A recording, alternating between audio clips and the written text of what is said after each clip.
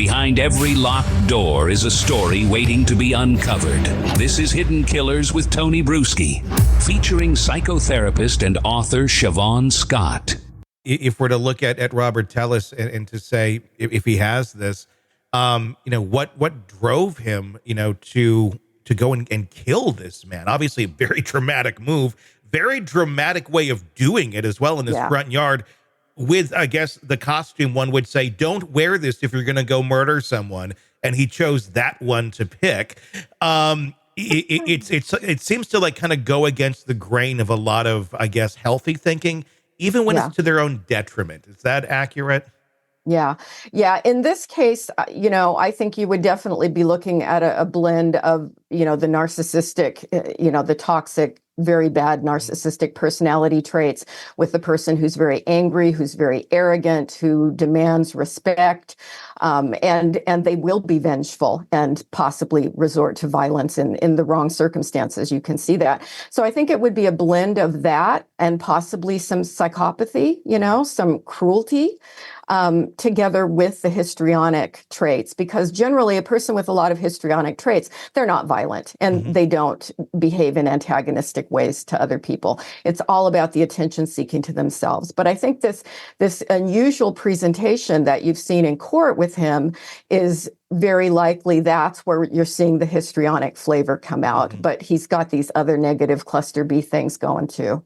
That's why his reactions don't seem to match up to what is being presented. It's very, as I said off the air, it's almost like if you were in high school and you're doing drama, your teacher would say to Robert Tellis, okay, you're on the right track there, tone it down a little bit, because it's too over the top with your physical reactions. Is there ever, like with someone who has this and they're seeking out attention, I get it, they're getting that dopamine hit and they're loving that, but is it ever something that tones down in life with someone with this disorder? Is there ever a point where, look, you're not getting the attention you want, or you've got enough negative reinforcement because you're always over the top on this? Does negativity not affect them, or just reality not affect them when they're not getting positive feedback? Yeah, these folks don't do well in therapy. They tend to not have any insight into themselves, how they come off, the places where they're sabotaging themselves. They just don't see it.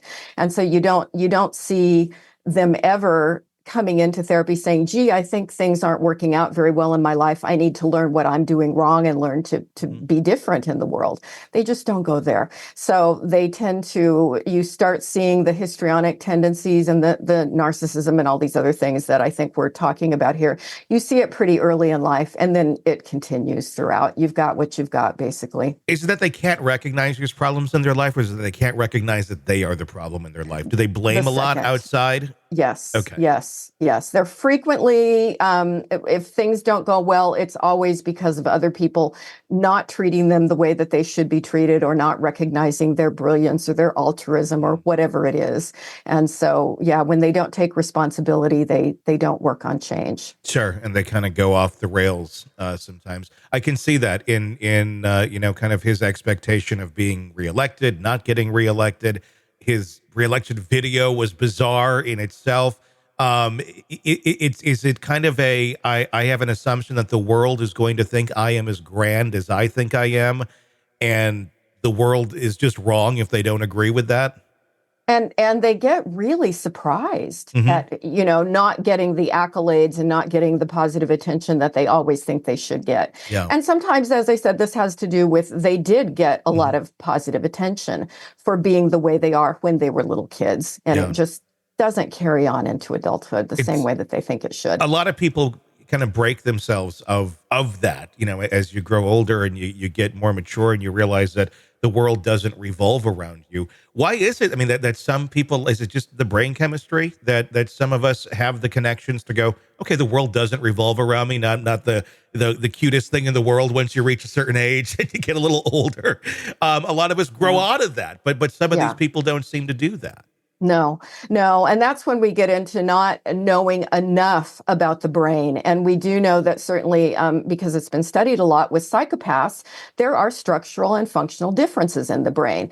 We haven't had that degree of study with everybody who's got a bit of an odd personality. But I think someday we keep moving forward with science, we'll be able to say, aha, there is a prefrontal cortex different here with this one. Now, can we do anything about it? Probably not, but we'll at least be better at understanding why some people just seem to come out of the chute different. And then they stay different. No matter what kind of life upbringing they have, they're just different. When we're able to identify that sort of thing, like in a brain scan, I mean, would that be beneficial at earlier in life? I mean, are these things, can you see these things in children, like versus a fully developed brain? Like if you saw this in a child and they had these sort of traits, would that put a little more weight on, okay, maybe we should rear this child this way rather than that way because of their genetic makeup, how they are physically formed, and maybe this style of learning or this style of nurturing them to grow into a healthy adult would be better than this or that. Is that something that could be done if we were to take the steps to do it? You certainly can't be done now. If we're looking into the distant future, could it be done? Would it be done? Should it be done? I mean, I love science experiments. I'm always thinking, if we took this kid and put them in that environment, what would we get? You know, how would it be different? So I think we're moving in that direction, perhaps a bit, but it's going to be a lot of years before we can be predicting with any specificity by brain scans what we're going to get. But it is being done to some degree. I mean, there are YouTube videos on brain scans of psychopaths and how looking at what kinds of treatment does impact them. And then, can we take that into earlier life? I think one of the things that I'm always talking about when you see kids with those, early psychopathic behaviors, they're cruel to animals, they're cruel to other kids. They don't seem to respond emotionally in the way that normal kids do. They don't bond the same way, that they need a much more structured parenting approach. And they definitely need more in the way of consequences when they do hurtful things. And you've just got to handle them differently. A stricter approach, always working on bonding with them too, but definitely consequences. And so I think, in the future, will we get better with this stuff? I hope so. I would certainly hope so. Do I have faith in society to do that? Not a lot, but I do hope so. You're in the thick of a true crime saga, every detail sinking in, and then, wham, a commercial about something you couldn't care less about.